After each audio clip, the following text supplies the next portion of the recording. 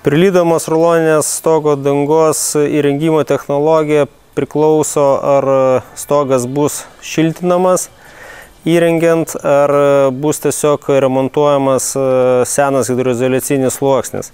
Jeigu tai yra senas hidroizoliacinis sluoksnis, dažniausiai naudojama vieno sluoksnio viršutinė stogo danga. Jinai prilydoma prie seno pagrindo, aišku, pagrindą prieš tai sutvarkius, puslės nuvalius, nugruntavus bituminių gruntų ir prilituojant dangą prie seno pagrindo. Jeigu stogas renovuojamas arba įrengiamas naujai įrengiant termoizoliacinę medžiagą, tai dažniausiai naudojami du sluoksniai, tai viršutinis ir apatinis sluoksnis ir papildomai apatinis sluoksnis dar mechaniškai pritvirtinamas prie pagrindo. Pagrindas dažniausiai tai būna šiluminė izoliacija, tai akmens vatos plokštės, polistireninis putplastis, EPS vadinamas. Tuomet būtinai turi būti įrengta garo izoliacinė plėvelė, kitaip vadinama garo izoliacija. Na ir toliau jau priklausomai pagrindai, ar tai naujos statybos pastatas, tai bus profiliuoti skardiniai lakštai, gali būti profpaklotas vadinamas, arba tiesiog monolitas betonas, arba senos statybos, senas, grubiai tariant, ruberoidinis stogas.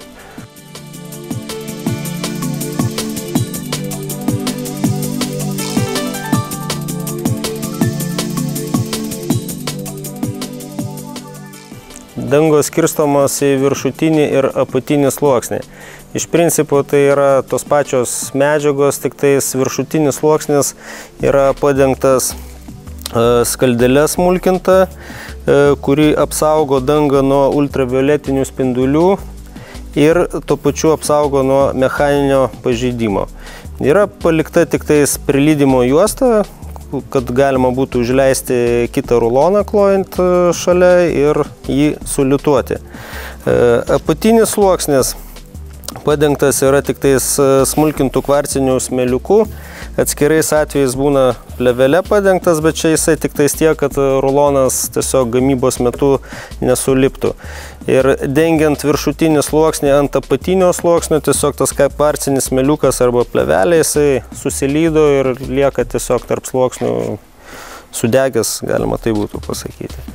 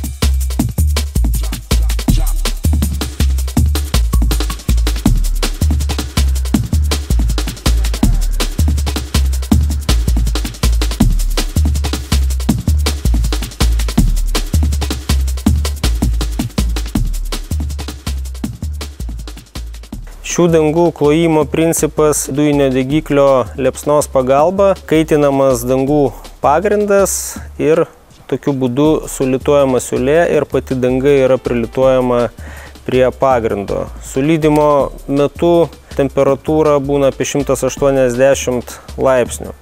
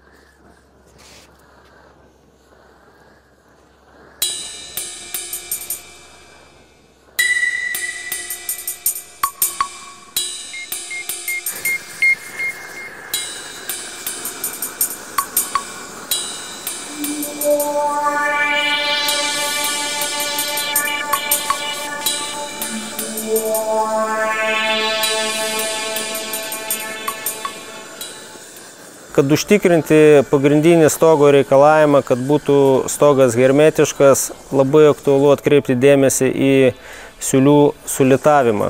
Siūlė turi būti taip sulituota, kad būtų ištryškęs 5-15 mm bitumo sluoksniukas ir jisai turėtų užtikrinti plokščių stogų sandarumą, tai yra siūlių hermetiškumas. Reikia labai atsakingai sulituoti siūles, nes kadangi stogo nuolydis yra labai mažas, kol nutekės vanduo, gali užtrukti netgi 2 valandos. Per tą laiką turi atlaikyti tiek pati danga, tiek siūlės ir nepraleisti vandens.